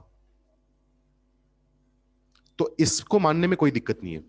क्योंकि दुनिया का कैसा भी ट्राइंगल हो टेढ़ा मेढ़ा, उसको तू रोटेट करके शिफ्ट करके थोड़ा जैसे इस तरफ रोटेट करा और उठाकर इसको यहां से यहां पर ले आया, तो ऐसा बना सकता है। लेकिन मान लिया मैं तेरे पास ये वाला ट्राइंगल बना दूं, राइट एंगल ट्राइंगल, इसको कैसे बनाएगा इसमें, क्योंकि ये तो राइट एंगल ट्राइंगल है ही नहीं। तो उस चीज का फर्क पड़ता है कि तूने उसको जनरल वाले में छोड़ा या नहीं छोड़ा। थोड़ा बहुत एज्यूम करने में दिक्कत नहीं होती। अगर तू सब कुछ ही एज्यूम करके चल रहा है, जैसे एक पूरा ही मान लिया, वो दिक्कत वाली बात है। अब ये क्लास में, ऑफलाइन क्लास में समझानी चीज थोड़ी आसान होती है। बाकी पता नहीं तेरे समझ में आई या नहीं आई, तू थैंक यू तो बोल रहा है, लेकिन मुझे लगता नहीं तेरी ज्यादा समझ में आई होगी, क्योंकि वो ये हाथ पैर चला के मैं दिखा नहीं सकता कि तुझे क्या क्या कर सकते हैं। जैसे अगर मैं तुझे बोलूं कि लाइन है, एक लाइन तुझे माननी है, तो तू ओरिजिन से पास करती हुई लाइन मान सकता है, बिल्कुल कोई दिक्कत नहीं है, अगर उससे बाकी चीजों पर फर्क नहीं पड़ रहा तो। लेकिन अब तू कहे कि वो ओरिजिन से पास भी कर रही है सर, उसका स्लोप √3 भी है और ये सब कुछ मान लिया, तो तूने कोई जनरल तो छोड़ा ही नहीं ना, तू एक स्पेसिफिक केस के लिए काम करना चालू कर दिया तूने, तो वहां गड़बड़ानी चालू हो जाती है। वो भी डिपेंड करता है कि कहां पर कर सकते हैं, कहां पर नहीं। अंकित कह रहे हैं कि सर स्पीड बिल्डअप कैसे करें। बेटा देख, स्पीड बिल्डअप करने का एक ही तरीका होता है कि जब क्वेश्चन करो बुकलेट के घर पर, जब जैसे पैराबोला चल रहे हैं, सर ने मार्क करवा दिए या तुम खुद करते हो जैसे भी करते हो, तो जो क्वेश्चन लिख के बैठ रहे हो, जैसे अगर 15 सवाल लेकर बैठ रहे हैं पैराबोला के, अब वो डिपेंड करता है मेंस के एडवांस के, तो तुझे पता है कि मेंस के लेकर बैठ रहा हूं मैं, तो अब मेंस के हमें पता है कि मेंस में 25 सवाल हमें 1 घंटे में करने होते हैं, तो तू 15 क्वेश्चन का टारगेट लेके, 25 क्वेश्चन अगर तू लेके बैठ रहा है तो तू टारगेट लेकर बैठ कि मुझे 40-45 मिनट में करने हैं। नहीं होंगे, शुरू में तो मैं कतई नहीं होंगे, बाद में भी 25 तो नहीं होंगे, 40 मिनट में शायद 20 होने चालू हो जाएंगे। लेकिन अगर तू टारगेट लेके बैठेगा, घर पे स्पीड में काम करेगा, तभी पेपर में स्पीड बनेगी। अगर तू घर पे आराम आराम से कर रहा है कि जब हो जाएगा तब कर लेंगे, 5 मिनट लगा दिए, 10 मिनट लगा दिए, क्वेश्चन पे सोचने में टाइम लगा रहे, तो उसी स्पीड से हमारा दिमाग सोचता है वहां पर पेपर में। अब तुझे यहाँ पर आदत है कि अच्छा ये भी करके देख लूं, वो भी करके देख लूं, 5 मिनट में तूने सोच सोच के एक तरीका लगाया, तो पेपर में ऐसा नहीं होगा ना कि तेरे 30 सेकंड में वो तरीका दिमाग में आ जाएगा। वो ऐसा हो ही नहीं सकता, पॉसिबल ही नहीं है। तो जितना दिमाग को चैलेंज करोगे घर पे, उतना ही अच्छा चलेगा पेपर में। घर पे स्पीड टारगेट लेकर बैठो कि अच्छा 1 घंटे में, अब केमिस्ट्री है, केमिस्ट्री बहुत मतलब कैलकुलेशन कम होती है, खासकर ऑर्गेनिक इनऑर्गेनिक में। तो अब तुम्हें पता है कि हाँ वो चैप्टर ऐसा है कि जिसकी में कुछ कैलकुलेशन नहीं है, तो टारगेट लेकर बैठ के आधे घंटे में मुझे 50 सवाल करने ही करने हैं। नहीं होंगे, मान लिया नहीं होंगे, शुरू में 30 होंगे, फिर 32 होने चालू होंगे, फिर 35 होने चालू होंगे। ग्रेजुअल इंप्रूवमेंट आता है। अब बच्चा ये चीज समझ लेता है, सुन लेता है, सलाह ले लेता है, जैसे मैंने तुझे बता दिया। अब मैं पहले भी बहुत बच्चों को ये बात बोल चुका हूँ, लेकिन बच्चों में नॉर्मली क्या होता है कि आज 30 कर लिए, अब कल एक्सपेक्ट करते हैं कि 32 हो जानी चाहिए, होते हैं नहीं वो। 5-10 मिनट तो होते हैं नहीं उसके, तो उसके बाद छोड़ देते हैं कि हाँ चलो कोई बात नहीं, आराम आराम से करेंगे। तो भाई ग्रेजुअल इंप्रूवमेंट होगा, ऐसा नहीं है कि आज मतलब सडन वो हो गया कि आज 30 हो रहे हैं कल 35 हो जाएंगे।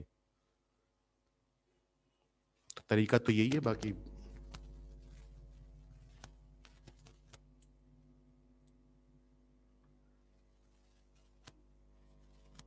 जो डाउट्स हों वो नेक्स्ट क्लास में पूछना। थर्सडे या फ्राइडे को होगी, सैटरडे को अमन सर की क्लास होगी।